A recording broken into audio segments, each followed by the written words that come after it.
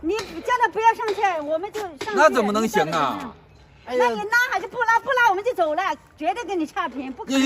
你不能给我差评啊，就用这个事儿差评啊。我们我就取消了。不能用这个事儿取消啊。